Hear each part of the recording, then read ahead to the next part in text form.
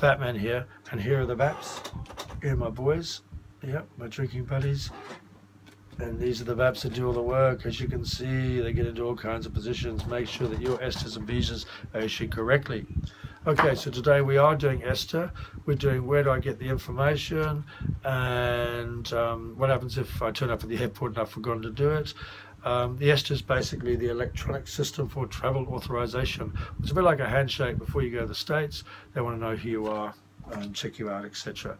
So where do I get information? Well, it depends how you booked. If you booked through one of these, travel agent, nice young man here, that's right, he should be able to help you. Although I find that travel agents tend to push it back at you.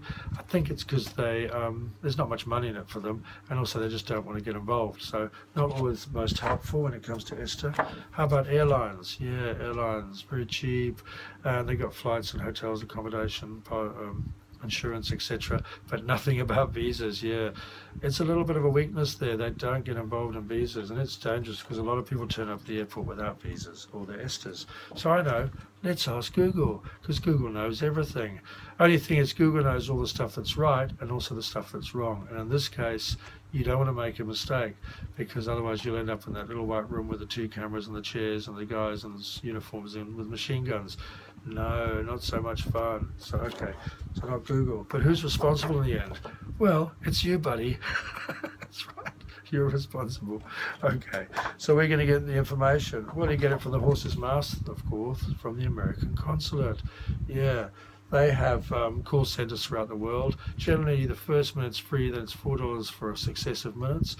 They're usually quite quick at picking up the phone, but I find the issue often is because they're third parties, is they're not actually the consulate people, and they tend, if you've got a bit of a tricky question for them, they tend to like skirt it and not answer it properly, which can be a bit frustrating, I think, because they're worried they're going to cost themselves or their bosses money. So, but that's the horse's mouth, so that's what you're going to rely on, unless you use us, of course. Okay, what about if you turn up at the airport and you've got no ESTA? Well, they'll flick you downstairs to customer service probably, because hopefully you've got a bit of time. It only takes 10-15 minutes, and there you go.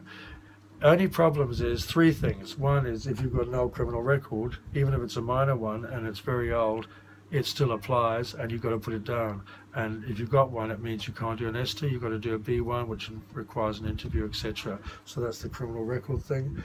If the site's down for maintenance, and that happens quite regularly, and it can be anything from half an hour up to half a day, that can be a bit of a nightmare. Obviously, you've got a half an hour at most to catch the plane. And pending, that's even worse, because pending, sometimes you've got a couple going and one's fine and the other one's pending. And with pending, it's even worse than maintenance, because sometimes we had a couple where he was pending for 5 months, so it can be anything from half an hour up to a long time. So yeah, so that's basically what happens when you get to the airport. So yeah, with the ESTA, basically for a lot of people it works and they can do it themselves, and hopefully this video will help you. I mean, it's a website, it's only $14. The trouble is, a lot of people have trouble finding the right website, or they make a mistake on the form. It's a bit scary form, all that stuff about terrorism and so on. So if you're not up to that and you don't want to go through that drama, you can always use these guys. Yeah, use the Vaps. Not those Vaps, they're drunk most of the time, but these Vaps, they've done tens of thousands of ESTAs. They know exactly what the Americans are looking for on the form, and there's a double check done. So you fill in the visas and passports form, the Vaps will then see all your answers, and they'll make sure that everything lines up well, so there's no issues with it, and they issue your ESTA. So you got a choice, either do it yourself or do it with the Vaps. Check you later.